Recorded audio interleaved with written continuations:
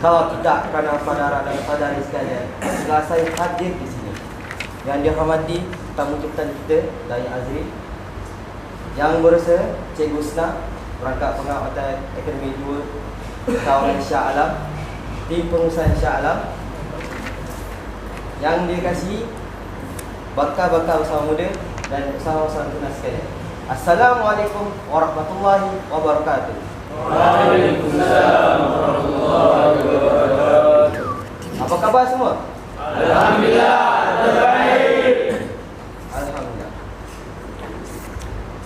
Alhamdulillah, bersyukur kita kehadirat Ilahi kerana dengan limpah dan izinnya dapat kita bersama-sama berkumpul untuk mendengar kuliah pengucapan ilmu harian pada hari ini bersama Dai Azri yang bertajuk Sirah Kamu Pedagang, Pendakwah dan Penjahit seperti baginda Nabi sallallahu alaihi wasallam. Tanpa bagi memberkati majlis kita pada hari ini, marilah kita sama-sama mengadap tangan mengambil baca doa. Oleh itu, majlis dengan segala hormatnya mempersilakan Yuti Amir untuk mengerti baca doa. Dipersilakan.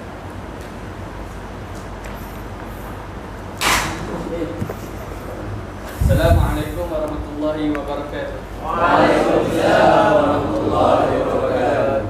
Sebelum kita mulakan, kita ajarkan Al-Fatihah kepada junjungan baginda Nabi Muhammad sallallahu alaihi wasallam. Sallallahu alaihi wasallam.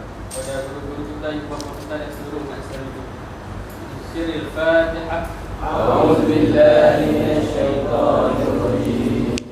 Bismillahirrahmanirrahim. Alhamdulillahi rabbil alamin. Ar-rahmanir rahim.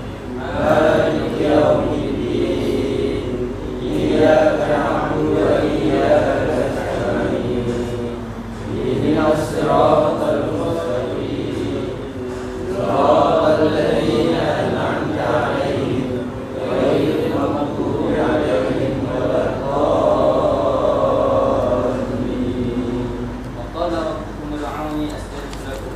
أعوذ بالله من الشيطان الرجيم. بسم الله الرحمن الرحيم. الحمد لله رب العالمين والصلاة والسلام على أشرف الأنبياء والمرسلين وعلى آله وصحبه أجمعين. Amin. اللهم افتح علينا نعمتك وانشر علينا من خزائن رحمتك يا أرحم الراحمين. آمين. رب اشرح لي صدري ويسر لي أمري واحلل عقدة من لساني يفقهوا قولي. Amin. Ya Allah, bukakanlah ke atas kami pintu ilmu dan kebijaksanaan-Mu. Amin. Dan limpahkanlah ke atas kami daripada khazanah rahmat-Mu. Amin. Wahai yang Maha Pemurah lagi Maha Penyayang. Amin. Ya Allah Tuhan kami, ampunilah dosa-dosa kami. Amin. Ampunilah dosa kedua ibu bapa kami. Amin. Ampunilah dosa guru-guru kami. Amin. Selesaikanlah masalah dan hutang-piutang kami. Amin. Dijaya dan kembangkanlah perniagaan Partai Guru. Amin. Bahagiakanlah keluarga kami. Amin. Jadikanlah kami insan yang boleh memberi manfaat kepada makhluk-makhluk-Mu. Amin. Sallallahu ala sayyidina Muhammad wa ala alihi wa sahbihi wa sallam. Amin. Alhamdulillahi rabbil alamin. Amin. Amin, amin, amin ya rabbal alamin. Jadi, tanpa membuang masa, marilah kita sama teruskan kuliah pengucapan ilmu kita pada hari ini. Jadi, dengan segala hormatnya, mempersilakan Dai Azri. A'udzu billahi minasyaitonir rajim. Bismillahirrahmanirrahim. Assalamualaikum warahmatullahi wabarakatuh. Alhamdulillahi rabbil alamin wassalatu wassalamu ala asyrafil anbiya'i wal mursalin wa ala alihi wa sahbihi ajma'in. Allahumma salli ala sayyidina Muhammad. Allahumma salli ala sayyidina Muhammad. Allahumma salli ala sayyidina Muhammad wa ala ali sayyidina Muhammad. Wala hawla wala quwata illa billah al-aliyyil azim. La ilaha illallah al-azimul halim. La ilaha illallah rabbul arsyil azim.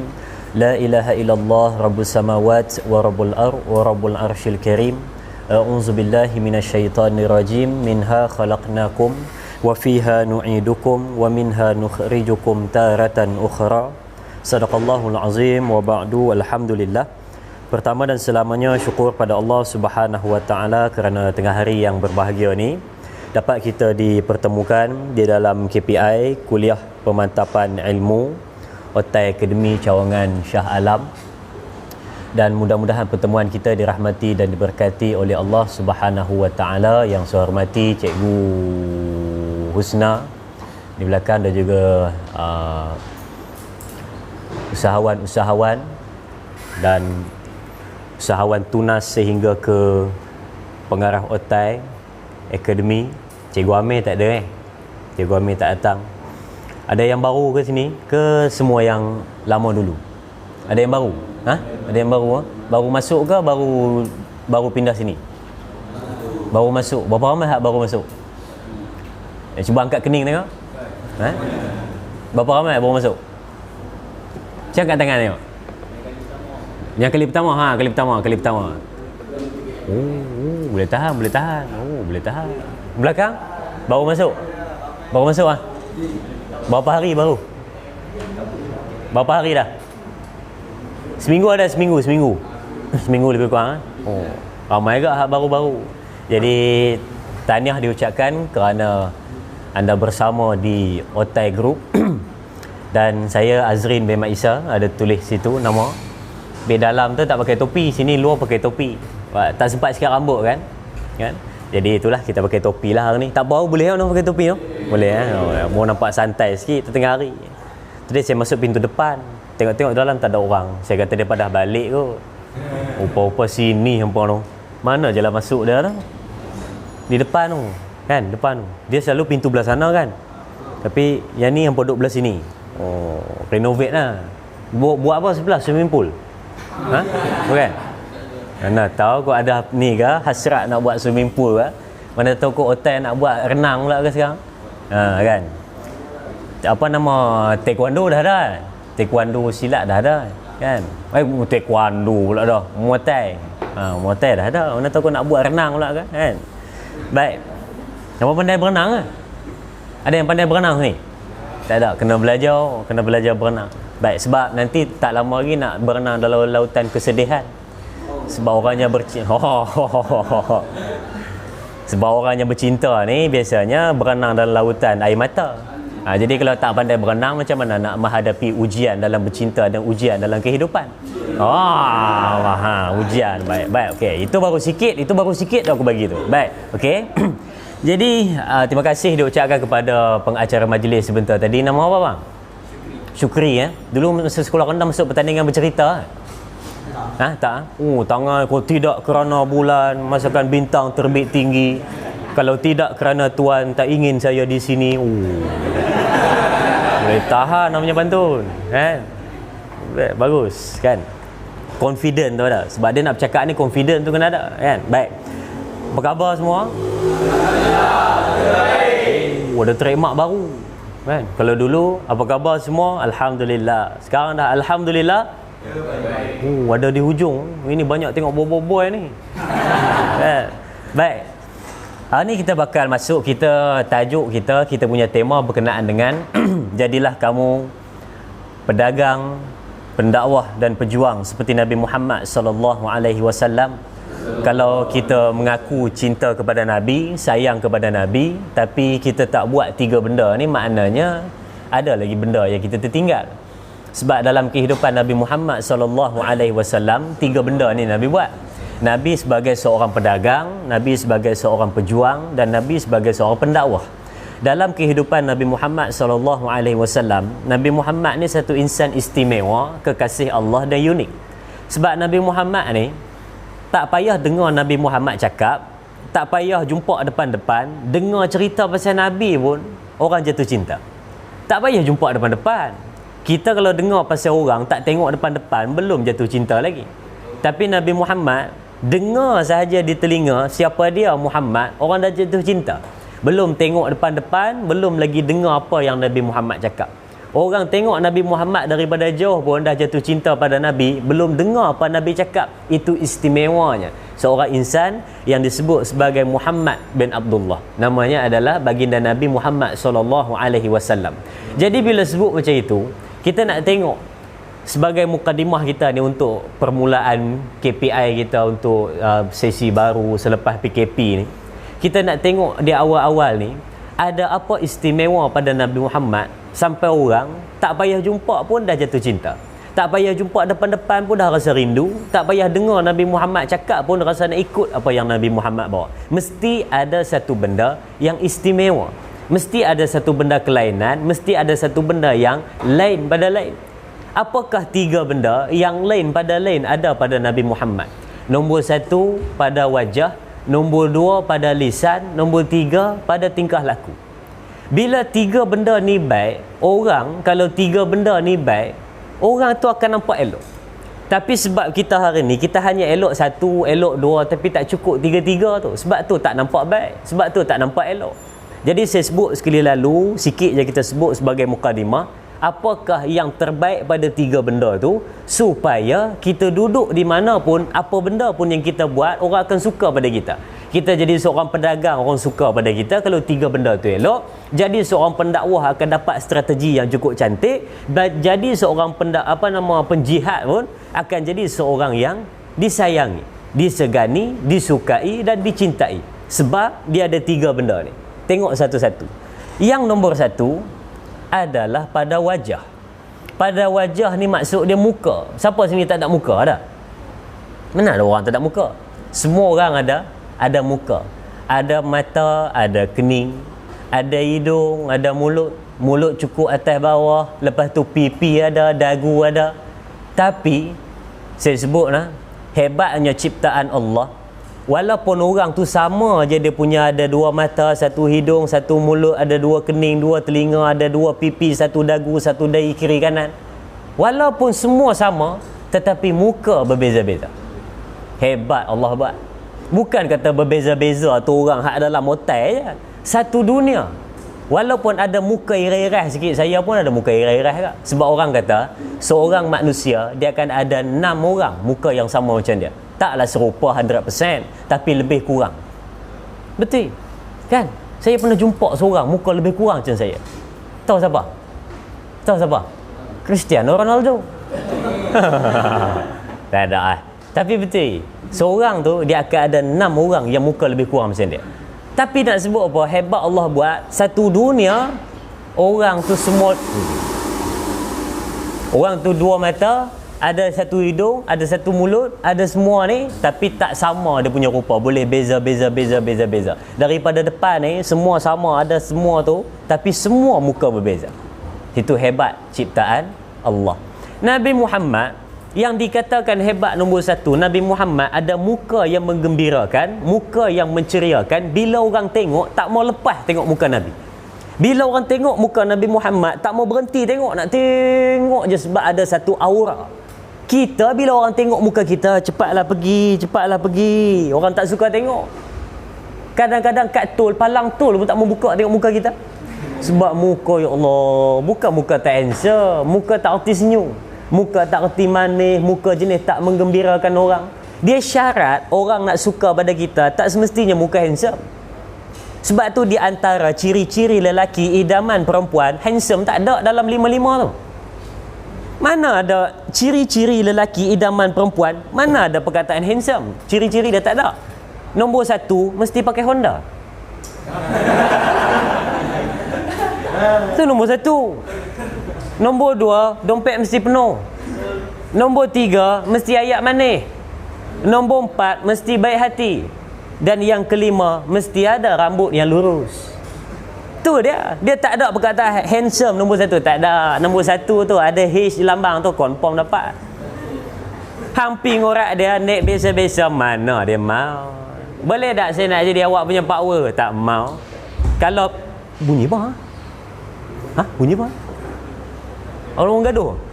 Kan apa kurang orang dalam ni? Bunyi apa?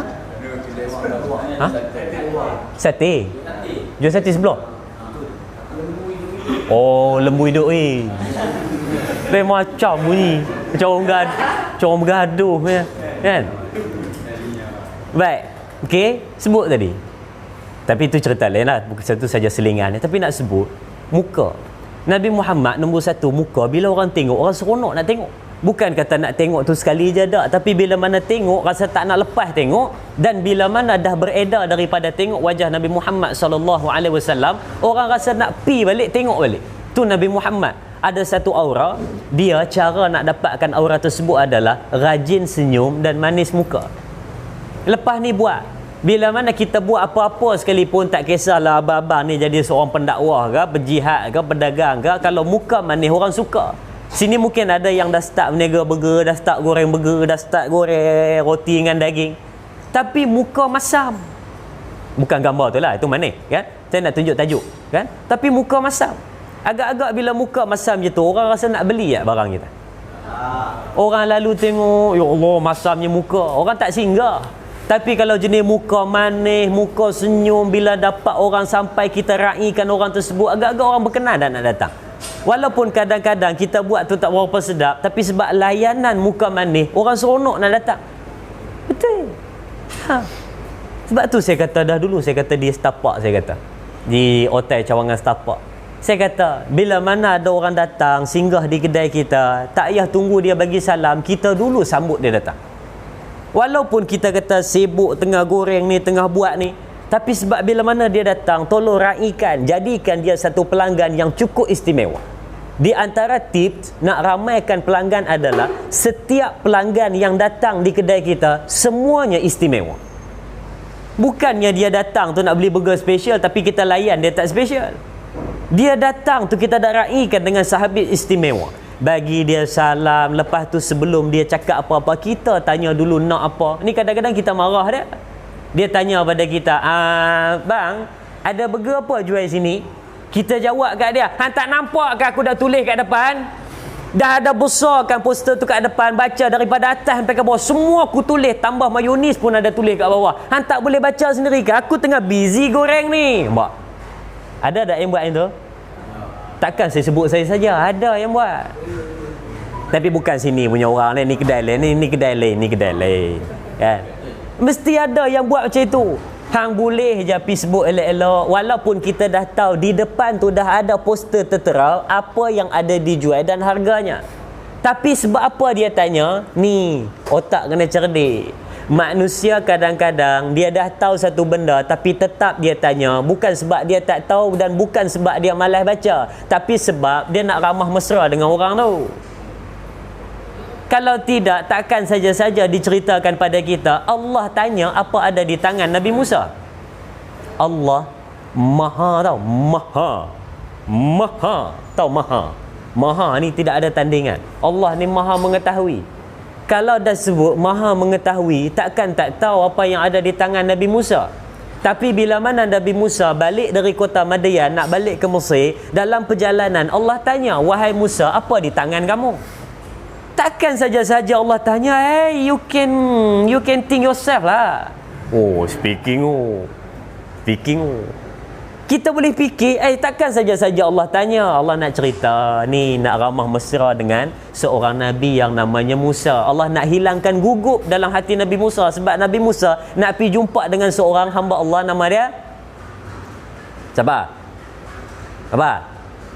Nabi Musa yang jahat zaman dia siapa? Apa? Fir'aun. Dia nak pergi jumpa dengan Fir'aun, dia ada rasa gugup sikit, lalu Allah kirimkan dia satu teman, namanya adalah Nabi Harun. Bila tengah pergi dengan Nabi Harun, nampak lagi sedikit ada rasa gusar dalam hati. Allah nak bagi tenang pada Nabi Musa. Allah ajak ramah mesra, tegur, wahai Musa, apa di tangan kamu? Nabi Musa kata, ni tongkat Nabi Syuaib bagi. Takkan Allah tak tahu, tapi saja-saja ditanya sebab nak ramah mesra. Sama macam kisah tadi. Orang tu tanya pada kita, ada apa jual kat situ, berapa harga, bukan sebab dia tak baca, tapi sebab dia nak ramah mesra, nak tengok macam mana perangai kita. Kalau kita layan dengan baik, lain kali dia akan datang. Sebab the best of marketing in business adalah isyarat, ataupun isyarat pula adalah ayat dari mulut ke mulut. Tu best marketing. Best marketing dalam bisnes adalah dua. Satu, haters. Yang kedua adalah mulut ke mulut. Mulut ke mulut apa, jangan faham dan lain. Mulut ke mulut ni makna dia, hampir beli kedai tu sedap. Hampir beli kedai tu sedap tu. Tu zero cost marketing. Tak payah bayar, tapi orang yang tolong. Syarat dia manis muka. Yang kedua, Nabi Muhammad dia ada baik pada lisan. Nabi Muhammad mana pernah cakap maki-maki, cakap kotor, mencarut, sumpah orang, mana ada. Nabi Muhammad bila ayat yang keluar pada mulut, semuanya menenangkan orang. Bila orang tu tengah dalam keadaan masalah, Nabi keluarkan satu ayat, orang jadi tenang. Nabi Muhammad bila mana orang ini dia rasa gelisah, Nabi Muhammad cakap, orang tu boleh cool down. Tapi beza dengan kita. Orang tu ada masalah, datang jumpa dengan kita, kita bagi jawapan, lagi tambah masalah pada orang. Sungguh. Sebab tu abang-abang, hari ni saya kongsi satu benda. Allah tak suka 3 orang. Allah tak suka 3 jenis manusia. Kalau 3 jenis manusia ni, perangai tu ada dekat kita, pi buang. Sebab Allah tak suka 3 orang. Siapa 3 orang ni? Yang pertama adalah orang yang, apa dia sebut ni? Ha? Apa dia kata? Apa dia? 3 orang ni, nombor 1, orang yang membazir. Allah tak suka orang yang membazir. Allah tak suka. Duit saya tu. Duit saya tu. Ha? Pak. Duit RM20 saya punya. Rugi pun tak mengaku. Maksud duit aku tu. Sebab aku masuklah kali duit saya ke? Bukan Ha? Ui, dandan dia punya. Oh, RM20 dandan dia punya. Kalau RM1 bukan. Kan? Tak adalah gurau. Baik. Nombor 1, Allah tak suka orang yang membazir. Yang kedua, orang yang Allah tak suka adalah orang yang mensia-siakan masa. Hak jenis suka buang masa, Allah tak suka. Sebab dah diperuntukkan pada kamu, semua dibahagi-bahagikan, semua sama rata, 24 jam 7 hari seminggu. Siapa yang membazirkan walaupun sesaat, Allah tak suka orang. Jadi faham-faham lah, bila Allah tak suka, faham-faham lah. Dan yang ketiga, manusia yang Allah tak suka adalah orang yang tanya benda yang sia-sia. Makna tanya benda yang sia-sia ni, bila dia tanya, dia dapat jawapan tu, jadi susah pada dia. Dia tanya satu soalan, bila soalan tu dijawab, jadi susah pada dia. Ni Allah tak suka. Yang maksud tanya benda sia-sia ni, kalau hang tanya tu menyusahkan orang, kalau tak tanya pun tak apa. Tu maksud dia. Ini lebih tanya macam-macam benda. Yang dimaksudkan sini adalah yang saya kata nombor 2 tadi. Orang yang tanya, bila dia dapat jawapan tu, jadi susah pada dia. Hampa bisa tengok ada cerita seniman Bujang Lapuk?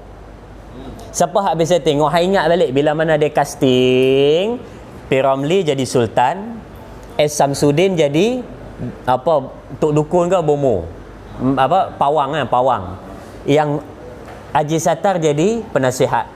Ingat tak bila mana hampa ingat scene tu saja-saja ke dia buat? Scene tu dia buat adalah menjawab pada orang ketiga yang disebutkan tadi. Manusia yang Allah tak suka, bila dia tanya satu soalan menyebabkan dia jadi susah. Itulah P. Ramlee buat. Kita nampak benda tu biasa, tapi dia menjawab kepada hak tadi. Tengok tak bila mana dia tanya soalan, wahai Tok Pawang, malam tadi saya mimpi tiba-tiba ada terkena pada pipi saya. Dia kata, apakah maksudnya? Oh, itu maknanya Tuan akan terkena demam malaria tapioka. Betul tak? Dia kata. Lepas tu dia ubah, tak, bukan tepat ke pipi, bukan tepat, tapi sipi-sipi saja. Dia kata, oh kalau sipi-sipi lagi teruk. Dia kata, tak, bukan sipi-sipi, terkena bau. Oh, kalau terkena bau pun itu tanda-tandanya alamat tak baik. Bukan kena bau, saya bila kena bau saya tepis macam itu. Oh, itu tandanya Tuan ada mara bahaya. Oh tak, saya tepis terkena muka Tuan Director Ahmad Nisbu, itu tanda dia nak mampus. Ingat adalah betul kan? Yang tu lah. Han tanya soalan, tapi bila mana dijawab, bagi susah pada kamu. Yang tu Allah kata, tak payah tanya. Han duk senyap-senyap sudah. Yang disuruh banyak tanya ni adalah benda-benda yang bila kita tanya, lagi kita jadi baik. Macam dalam ni kita tak faham, kita tanya. Tu bagus. Tapi bila mana tanya menyebabkan saya susah dan tuan-tuan pun susah, itu tak payah. Tu maksud dia. Allah tak suka orang yang banyak tanya benda yang sia-sia. Abang, saya nak tanya, kalau saya pergi ke planet Pluto, saya nak semayang kan, jadi kiblat saya pergi ke mana? Hantar saya tanyalah, kalau pergi ke planet Pluto nak semayang macam mana? Masjid sebelah rumah tak pergi? Masjid sebelah rumah ni masjid. Azan je hang tak pergi, hang tanya, kalau saya pergi planet Pluto, saya nak semayang kiblat mana? Tak usah tanya. Satu, memang hang takkan pergi. Yang kedua, Hang masjid sebelah rumah pun tak pi, tanya jojoh buat apa. Kan? Tak usah tanya. Bang, kalau contoh bang saya ni puasa tau, daripada lepas subuh saya puasa sampai subuh esok saya tak buka-buka, jadi pahala dia macam mana? Tak usah tanya, hang puasa pun tak. Orang sahur hang sahur, orang tengah hari hang makan tengah hari. Plastik hitam punya geng makan bawah pokok jambu. Juga dia duk tanya, tapi puasa pun tidak. Tapi bagus kat dia tanya ni, sebab contoh pernah ada orang tanya.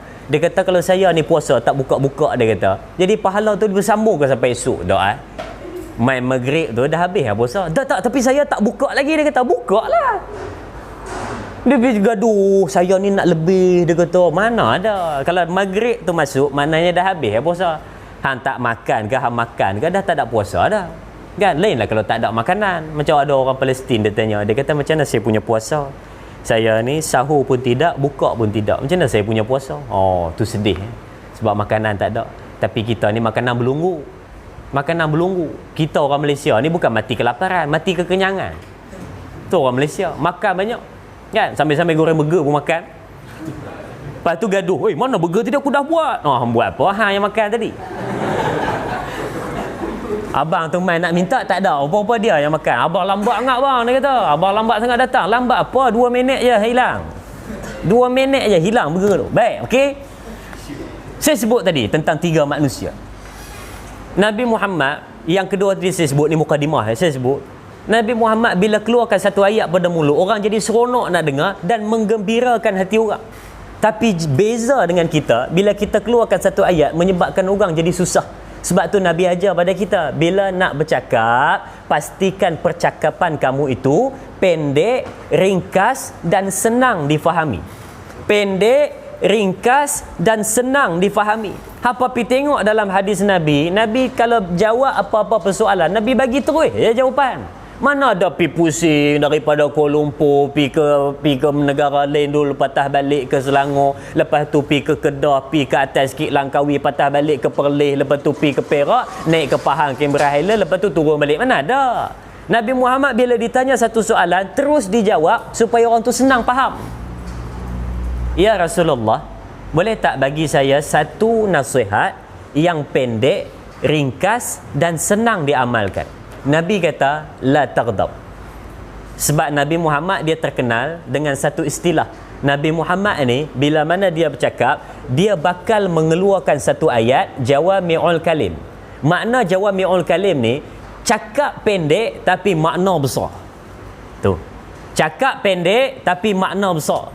Nabi Muhammad kata, la taghdab, jangan marah. Kawan tu kata, ya Rasulullah, bagi satu nasihat yang pendek tetapi senang saya amalkan, besar maknanya. Nabi kata, la taghdab, jangan marah. Sahabat tu kata, ya Rasulullah, pendek sangatlah pula. Nabi kata, la taghdab, la taghdab, la taghdab, walakal jannah. Jangan marah, jangan marah, jangan marah, kamu akan masuk syurga. Apa sebab disebut 3 kali? Kalau dalam bahasa Arab disebut sebagai taukid, penguatan, untuk kuatkan. Hoi, mana mai tau ni, baru lepas bersalin tu perut gelebeh tu kan, betina tu ekor macam bulu jagung. Saya pernah pergi satu kuliah satu tempat tu. Saya pernah kuliah satu masjid. Saya pergi masjid tu, setiap kali ada penceramah datang, dia akan duduk di tepi meja. Kucing, dia akan duduk di tepi meja. Ada 2 kucing, satu nama dia Tiger, satu lagi Hurairah nama dia. Hurairah ni anak kucing. Dia duduk di tepi.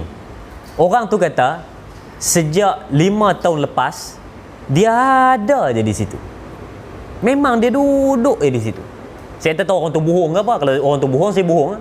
Tapi dia kata, orang tu kata sejak berapa tahun lepas dia memang duduk di situ. Dia duduk di situ. Makna dia apa? Kalau 5 tahun dia duduk di situ, tiap-tiap hari dia dengar pengajian, kuliah subuh, kuliah duha, kuliah asar, kuliah maghrib ataupun kuliah lepas isyak, dia dengar tiap-tiap hari, maknanya dia dah diploma.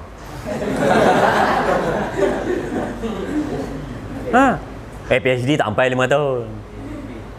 Kalau nak kata degree pun mungkin dah 7 lebih kurang. Tak 7, 5 tahun lebih kurang degree. Maknanya kucing tu dah ijazah sarjana muda. Dia dah 5 tahun tu itu dengar tau. Maknanya alim betul dia tu. Kalau penceramah tak datang, dia naik mengajar. Tapi bahasa dia lah suka dipahami kan. Tapi hebat dia boleh duduk depan tu. Kita bila ceramah kita takut nak duduk depan petik. Benda paling takut dalam hidup adalah bila mai orang mengajar, kita takut nak duduk depan. Sebab kita apa? Sebab kita takut. Sebab takut orang tanya soalan. Takut orang tanya soalan. Hang berani duduk depan ni? Hang tak takut ke aku tanya? Takut tu. Tiba-tiba duduk depan aku tanya soalan. Puak tanya soalan. Jawab. Agak-agak jadi macam mana? Sebab tu penceramah yang cerdik adalah dia takkan tanya soalan on the spot kepada orang yang berada di depan dia. Tak. Penceramah yang cerdik dan berkaliber, dia tak akan tanya soalan on the spot. Macam contoh Macam contoh, dia ada dua. Satu dia tanya tapi dia yang jawab, tu cerdik. Tapi bila dia tanya, dia paksa orang tu jawab, tu tak cerdik. Oi, depa hak di bawah nak tanya apa, belajar dengan hang lah kena beritahu. Tapi kalau hang tanya sebagai nak melihat depa tahu ke tidak, itu okey. Tapi dia tanya paksa suruh jawab. Macam contoh ada tempat ni, saya minta maaf saya sebut masa saya sekolah, ada pakar motivasi datang. Dia ceramah, tu dia tanya. Saya nak tanya soalan mula-mula ni. Siapa pagi tadi tak sembahyang subuh angkat tangan? Tak ke gila soalan tu? Islam tak bagi tanya satu soalan, bila mana soalan itu dijawab, mengaibkan orang itu. Macam contoh, tiba-tiba aku tanya dia, pagi tadi hang sembahyang subuh jawab. Kau ni kan jawab. Saya tak sembahyang pagi tadi. Agak-agak jadi apa kat dia lepas ni? Hampa akan kata kat dia, tak sembahyang subuh. Setiap kali dia datang KPI, orang akan tanya, hang sembahyang subuh tadi? Hang mesti tak sembahyang macam hari tu kan. Malu tak dia? Malu. Lari malam. Ya kan? Islam tak bagi tanya soalan yang bila mana orang tu jawab memalukan dia. Tak bagi. Sama macam tadi, tanya soalan. Aku nak tanya, siapa nama malaikat hak jaga neraka? Kita, saya tak tahu. Tak tahu. Jawab juga. Aku tak tahu, hang jawab juga. Gila. Dia tak tahu. Jadi jangan pergi paksa tanya macam tu. Sebab mungkin mereka tidak tahu. Sian ke dia. Jadi kita lah yang tolong beritahu. Sebab tu tadi disebutkan tentang bertanya. Baik. Tadi belakang sikit dia aku cerita pasal apa ni? Pasal? Lisan ingat pasal lisan. Baik, aku bukan tak ingat, saja lupa. Baik. Okey. Tentang lisan. Nabi Muhammad bila bercakap menyenangkan orang. Bila bercakap ada satu ayat yang keluar daripada Nabi Muhammad sallallahu alaihi wasallam, semua menggembirakan orang. Tadi Nabi bila sahabat tu tanya, bagi satu nasihat, Nabi kata, jangan marah, kamu akan dapat syurga.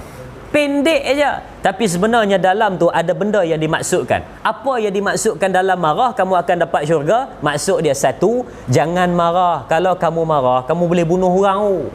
Jangan marah. Kalau kamu marah, kamu boleh pukul orang. Jangan marah. Kalau kamu marah, kamu boleh cerai isteri kamu. Jangan marah. Kalau kamu marah, boleh bergaduh dengan sahabat kamu. Nabi kata, jangan marah, syurga tempat kamu. Tahan marah, kamu akan dapat syurga. Pendek tetapi besar makna. Tu Nabi Muhammad. Dia tak ada melerik panjang. Benda tu yang kita kena bawa bila mana kita berdagang. Abang-abang di sini menega, orang tanya pada kita, jawab direct to the point. Jangan pergi pusing. Orang tanya, abang, hak burger speso ni, apa nama, daging dia buat sendiri ke? Macam mana? Dia pakai daging ayam ke? Itik ke apa ke? Macam ni saya cerita. Speso ini dagingnya kita buat daripada ayam yang memang diternak khas dan memang sihat ayam tersebut. Ayam tersebut tidak diberi makan dedak tetapi diberi makan friskies, whiskers dan juga protein diet. Baik, okey. Dan ayam tersebut bila mana sudah dewasa dan bila mana dagingnya sudah macam empuk, jadi kita akan sembelih menggunakan pisau yang tajam jenama kiwi. Hang pisau pun nak bagi tahu jenama buat apa? Kawan tu tanya je, daging speso tu buat sendiri ke ataupun beli? Jawab je lah, buat sendiri. Dia nak jawapan terus. Ini hampir pusing ayam diternak daripada mana ke mana, bila ayam itu bertelur mengeluarkan telur. Tak payah cerita. Orang nak terus jawapan. Terus jawapan. Sama orang sekarang ni dia nak cepat. Hang tak kisahlah buat apa pun, orang nak cepat. Ni saya cerita bab menega berdagang di depan tu. Hang menega pun orang nak cepat. Bila mana orang tu order, okey saya nak terus buat, siapkan segera, pastikan sedap, pergi bagi cepat. Janganlah lambat-lambat buat. Ini hang kira timun satu-satu buat apa? Hang dah garis timun tu, hang nak susun satu, dua, tiga, empat, lima. Carrot tu hang potong kecil-kecil, besar-besar lidi, apa nama, mancih. Tu pun hang kira satu, letak satu. Lambat. Bila ditanya, bang, kenapa lambat sangat susun satu-satu? Dia kata takut-takut tak adil. Kau faham takut tak adil? Dia kata orang tadi saya bagi 17 batang, kalau saya bagi 15 ni takut tak adil. Kira satu letak. Lepas tu demai ke 10 lupa, tu kira balik. Hang buat sos bergambar muka orang tak payah. Bila dia makan macam tu juga dalam perut. Hang buh cepat-cepat, tapi pastikan sedap, dibungkus dengan elok dan dibagi tu. Pak bagi pada abang tu, bang dah siap, biar sampai orang tu sebut, oh laju ah. Tu bagus. Tapi kalau orang tu dia ambil, dia diam, maknanya ada benda tak kena. Tu istilah ilmu kehidupan. Nak belajar orang tu berkenan dengan kita ataupun tidak. Bila mana kita cakap apa-apa, orang tu diam, maknanya ada benda tak kena. Bang, bagi abang siap ni. Abang ambil. Dia senyap. Dia bayar, tu dia belah. Hampir cek balik daripada dia order sampai hang bagi kat dia, ada apa benda tak kena? Takut-takut ada benda tak kena. Rupa-rupa kita fikir balik, apa benda tak kena, apa benda tak kena, apa benda tak kena. Rupa-rupanya hampa balut terbalik, burger kat luar, plastik kat dalam. Oh, boleh jadi. Sebab tak tahu apa masalah, boleh jadi. Boleh jadi. Burger kat luar, roti kat dalam. Bukan semalam, 2 hari lepas hari Khamis malam Jumaat kan. Saya main bola di KLFA. Kan? Muka macam siar, main bola macam siar, main bola KLFA. Habis main bola, saya balik. Lepas tu kawan tu dia beli burger. Burger yang dia beli tu adalah Benjo Special. Kalau hang sekali dengar, hang fikir apa? Okey, aku tanya. Kalau ayam special ada apa? Tak, yang basic. Kalau burger ayam special ada apa? Daging tu dibalut dengan telur. Habis kalau burger Benjo Special ada apa? Telur dibalut telur. Maknanya ada 2. Okey. Hampa tu salah otak jahat. Aku tanya je sebab aku confused, sebab tak pernah order. Kan? Mana pun jarang orang order. Bang, Benjo Special tu. Jarang. Kan? Jarang kan? Asal muka macam Cikgu Amir. Ni belakang. Hang lah. Muka lebih kurang Cikgu Amir. Adik dia bukan? Sepupu bukan? Menantu bukan? Muka lebih kurang. Dalam 7 orang tadi, Cikgu Amir ada 6 orang kan? Hang salah satu. Muka lebih kurang kan?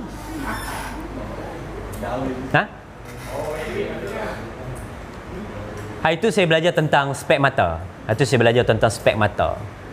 Orang yang pakai spek mata bulat, spek mata 3 segi, spek mata 4 segi, spek mata bintang, semua tu ada makna. Orang yang pakai spek mata bulat, dia nampak cerdik. Nampak. Dengar betul-betul. Nampak cerdik. Orang pakai spek mata bulat, selalunya dia nampak cerdik. Orang tengok dia nampak cerdik. Pakai spek mata bulat. Tengok Albert Einstein, spek mata dia apa? Spek mata dia bulat. Orang yang pakai spek mata bulat, dia nampak cerdik. Kalau orang yang spek mata dia ni spek mata petak, dia ni skema. Skema ni maksud dia adalah orang yang ikut peraturan ni. Orang spek mata petak, nampak? Petak. Dia bukan petak betul, bukan petak macam roti 4 segi, bukan. Hani kategori petak ni, spek mata ni kan.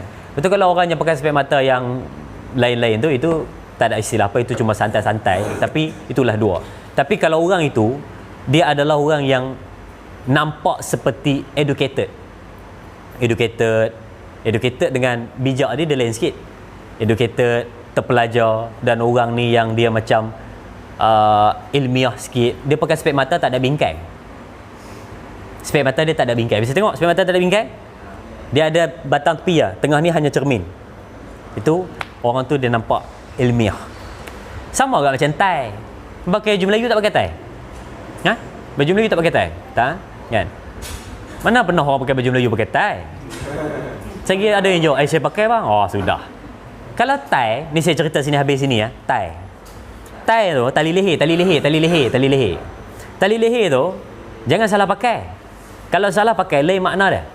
Tali leher, kalau orang itu pakai, dia punya hujung di bawah lebih pada tali pinggang. Maknanya orang itu dah kahwin. Dia pakai hujung tai tu, hujung tai, ni tali pinggang, hujung tai. Dia bawah pada tai, maknanya orang tu dah kahwin. Tu kena faham tu tadi. Ini kita ambil pakai. Tu orang dah kahwin dah pakai style tu. Kalau orang tu belum kahwin, dia pakai betul-betul atas tali pinggang. Kepala tali pinggang atas. Tu orang belum kahwin. Sebab tak ada orang tolong tarik. Nak faham? Baik. Kalau orang tu dia pakai jauh pada tali pinggang. Jauh pada tali pinggang. Ni kepala tali pinggang, sini. Jauh. Ha? Tak.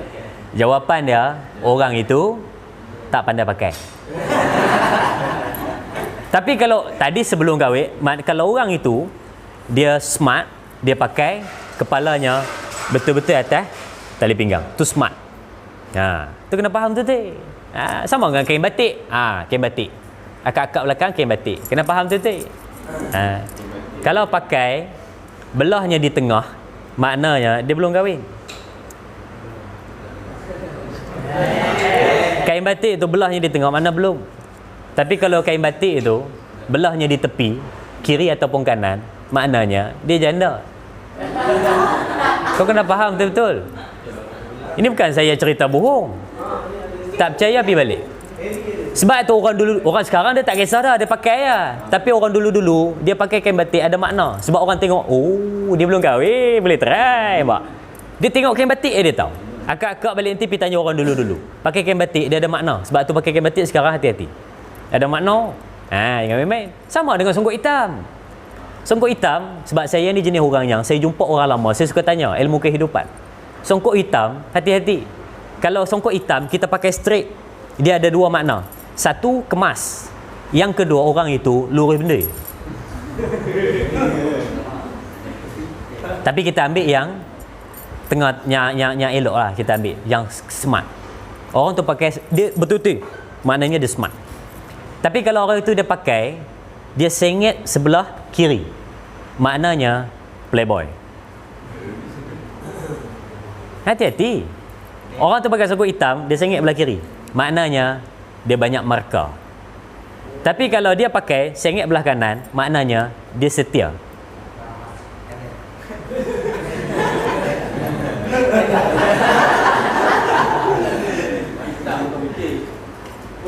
Dia tak ada hampa cari dalam Quran ke apa, tak ada lah. Tapi ni orang punya petua. Sebab dia tak berdosa pun pakai, tak berdosa lah.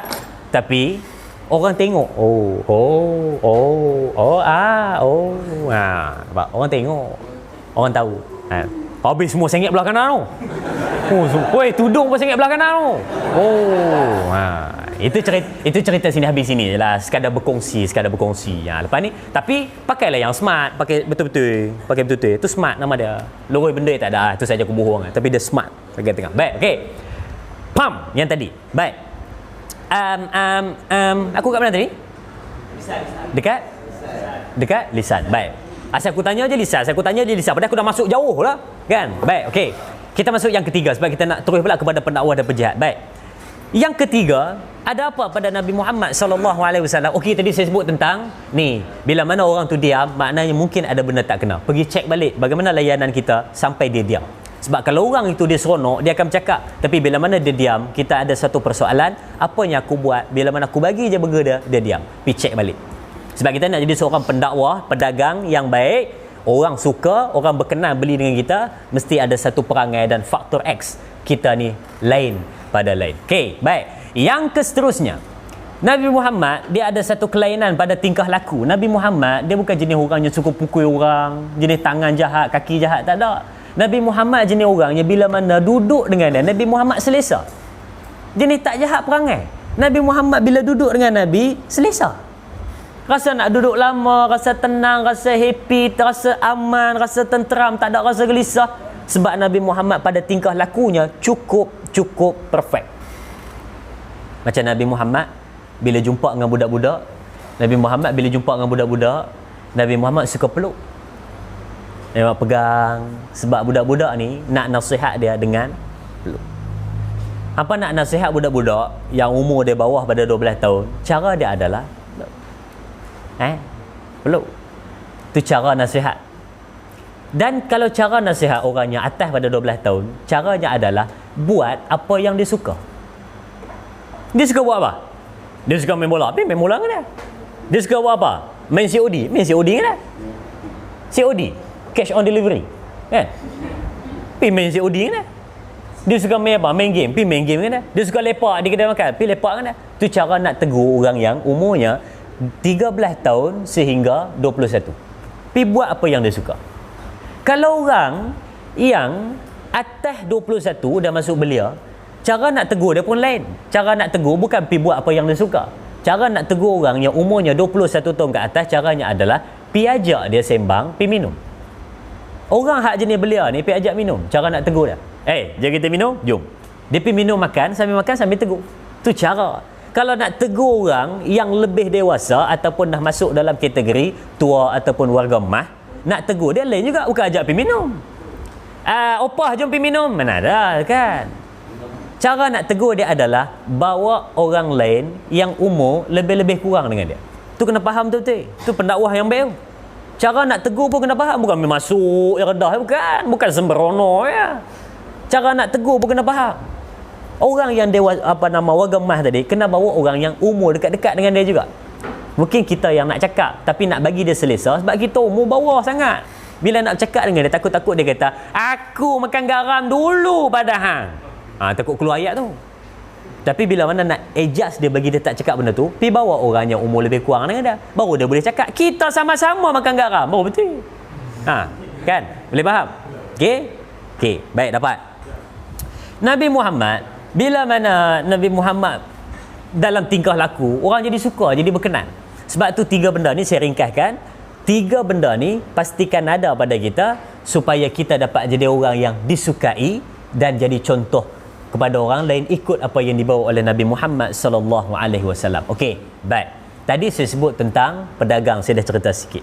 Saya masuk pula pada yang kedua berkenaan dengan jadi seorang pendakwah yang baik seperti Nabi Muhammad sallallahu alaihi wasallam.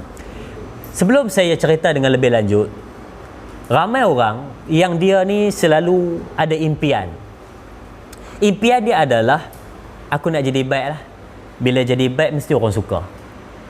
Dan kita juga pernah dengar trademark, kita baik orang sayang, kita baik orang suka, kita baik orang sanjung. Dan juga bila kita baik, orang ramai sayang pada kita. Tapi ada juga orang yang dia ni baik, orang tak suka. Pernah kita ni tanya, pasal apa saya ni baik tapi orang tak suka kat saya? Pernah tak tanya soalan itu? Pernah tak kadang-kadang terfikir, aku ni dah habis baik dah, tapi pasal apa orang tak suka kat aku juga? Tengah hari ni, tepat jam 1 tengah hari, saya cerita apa sebab kita ni baik tapi orang tak suka juga kat kita. Jawapan dia ada 4. Jawapan dia ada 4. Baik, apakah jawapannya? Kita lihat satu persatu. Yang pertama, kita baik tapi orang tak suka sebab nombor 1 adalah kita ni baik tapi tak pernah bantu orang jadi baik. Kita baik tapi tak pernah bantu orang jadi baik. Hang kata saya ni nak tiru jadi seorang pendakwah seperti Nabi Muhammad, tapi hang baik seorang-seorang tapi tak pernah ajak orang lain jadi baik. Tak pernah pergi tolong orang untuk orang jadi baik, tak pernah bagi jalan pada orang, macam mana orang nak jadi baik? Adakah kamu boleh digelar sebagai seorang pendakwah seperti Nabi Muhammad? Hanya kamu ni lepaskan diri kamu tapi kamu tak bantu lepaskan orang lain. Macam contoh macam ni ya. Kita terikat di pokok, tiba-tiba kita dah boleh lepas. Kita tinggal kawan kita, biar dia di situ. Adakah kita nak biar begitu saja? Tak. Mesti bila kita lepas, kita nak lepaskan dia sekali. Tapi itulah yang jadi sekarang. Kita buat baik, kita baik seorang-seorang, tapi kita tak ajak orang lain juga untuk jadi baik. Itulah sebab nombor satu. Kenapa kita baik, orang tetap tak suka pada kita. Sebab kita tak bantu orang jadi baik. Jadi hari ni kita berubah, kita dah masuk ke OTAK Group, OTAK Academy, kita dah belajar macam-macam, kita dah dapat satu kesedaran nak berubah jadi baik. Kenapa kita tak pergi ajak orang lain jadi baik? Berapa ramai lagi kawan-kawan kita hak jenis sekarang dah huha-huha, sekarang dah rosak. Kenapa tak cadangkan dia juga untuk masuk sekali? Kita masuk ke sini bukan hanya kita sekadar belajar macam mana nak jadi seorang usahawan, bukan. Bukan kita nak belajar macam mana sekadar kita nak belajar nak jadi orang berniaga, bukan. Tapi kita masuk ke sini kita nak jadi 3 orang tu. Seorang pedagang, pendakwah dan pejihad seperti Nabi Muhammad. Kita nak ajar satu-satu macam mana nak jadi yang terbaik. Memang tak boleh ikut 100%, tapi kita kalau boleh nak ikut apa yang Nabi buat. Kita nak tiru. Jadi seorang pendakwah nak ajak juga orang jadi baik. Kita balik ke rumah, sebelah rumah kita ada jiran. Kita bangun sembahyang subuh. Kenapa kita tak kejut dia sekali? Mana boleh bang nak kejut dia? Mana saya tahu dia rumah dia kunci. Memang kunci. Tapi kan ada jumpa dia petang-petang? Takkah ada jumpa dia kadang-kadang waktu tengah hari? Memanglah bukan ajak dia sembahyang subuh tengah hari, bukan. Ni pergi ajak dia sembahyang subuh tengah hari, bukan. Tapi cuba sebutkan dia, esok subuh Ahad, jom kita pergi sembahyang sama-sama surau sebelah rumah kita. Pergi ajak dia. Kadang-kadang memang sekali dua dia akan tolak. Esok pagi. Esok pagi saya pergi sana. Dia nak lepas diri. Dia tak nak pergi. Tapi kalau ajak 2 kali, 3 kali, 4 kali, betul kita sebut pula ke dia. Esok subuh aku rem motor depan rumah hang tau. Jangan tak bangun. Rem sungguh. Bangun sungguh kawan tu. Isteri dia kata, abang, jiran sebelah rem motor. Takkan tak pergi malu dengan rumah lampu menyala tiba-tiba tak pergi malu kat orang. Pergi ambil baju Melayu, pergi. Lurus bendui punya suami, betul-betul ambil baju Melayu. Seluar tak pakai. Betul punya lurus bendui. Isteri kata, pergi ambil baju Melayu, pergi. Betul baju Melayu dia ambil. Dah tidur tak pakai apa. Astagfirullahalazim. Itulah orang kita. Lurus sangat. Pakai songkok straight tu. Kawan dah rem, agak-agak dia piak lah kali dia piak. Allah tanya pada kita, habis sembahyang subuh tiap-tiap pagi, ajak tak jiran sebelah rumah? Kejap nak ingat. Rasa macam ajak, tapi rasa macam tak ajak. Rasa macam ada, rasa macam tak ada. Takkan nak jawab macam tu depan Tuhan? Allah tanya, ajak ke tidak? Nak tahu tu je, ajak ke tidak? Saya ajak, tapi dia tak pi. Okey, lepas. Anda ajak, Allah nak dengar tu ya. Allah nak tengok apa tindakan kamu. Allah tak tanya apa hasil kamu.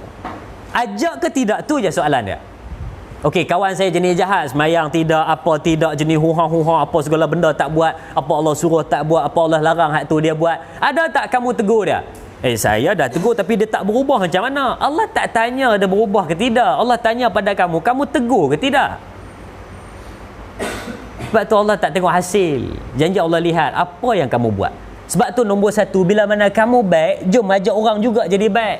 Tapi ingat, bila mana kita ni ajak orang jadi baik, bukan kita baik tau. Tapi sebab kita tak nak tengok orang jadi jahat. Tu istilah dia. Sebab kita ni kadang-kadang bila dah berubah jadi baik, perasan baik pula. Dah berubah jadi baik, perasan baik pula. Bila perasan baik, itulah namanya 2 kali 5 dengan iblis. Perasan baik.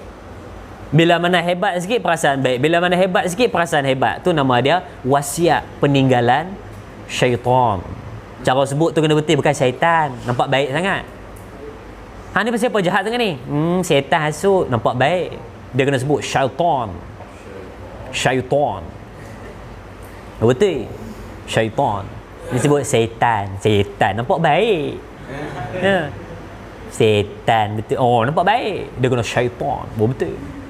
Kan? Mana ada kan ada dekat tengah KL air setan. Siapa punya idea? Mana mai idea buat nama gitu? Bolehlah nama elok sikit kan. Macam-macam. Oi. Siapa sebut ni? Aku dah dengar satu istilah ni. Jangan. Air setan dia balas balik. You setan. No, baik, okey. Kat mana kita tadi? Baik, okey. Kita sambung. Itu yang pertama. Okey, yang pertama. Dapat tulis ke tulis? Tulis ke tulis? Buku nota tu sendiri punya ke share dengan orang? Ni punya. Baik, okey. Yang kedua, kenapa kita baik tetapi orang tetap tak suka dengan kita? Jawapannya adalah kau suka pandang buruk orang. Bila kita baik, kita suka pandang buruk orang. Kita dah baik, kita pandang buruk orang. Oh, dia tu jahat. Tengok macam aku baik. Itu sifat nombor 2. Kalau ada sifat ni, hang buatlah baik macam mana pun, orang takkan pernah nampak. Sebab kau buat baik tetapi kau pandang buruk orang. Baik. Yang ketiga, kita laju sikit. Yang ketiga, sebab apa orang tak suka dengan kita? Kau baik depan orang tapi belakang orang kau jahat. Sudah. Kau baik belakang orang. Kau baik belakang orang. Kau baik depan orang tapi belakang orang kau lain. Sebab tu Allah sebut, di hari kiamat, seburuk-buruk manusia adalah manusia yang talam dua muka. You know talam dua muka, you know? Talam dua muka. Talam dua muka. Ni.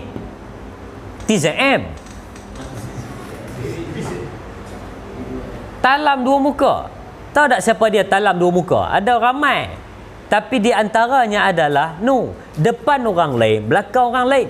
Yang dimaksudkan di sini adalah depan orang hang baik kerana manusia, jahat kamu belakang orang kerana kamu sendiri. Ni jaga-jaga. Ada kita depan orang, oi baik sungguh, baik depan orang. Tapi belakang orang, ya Allah jahat betul.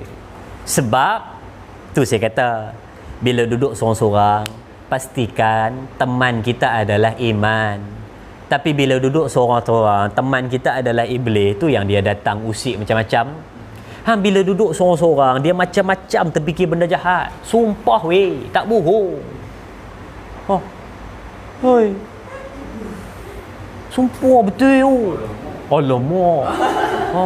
Weh, pukul 1.30 dah weh. Setengah jam dah tidur. Takut kan?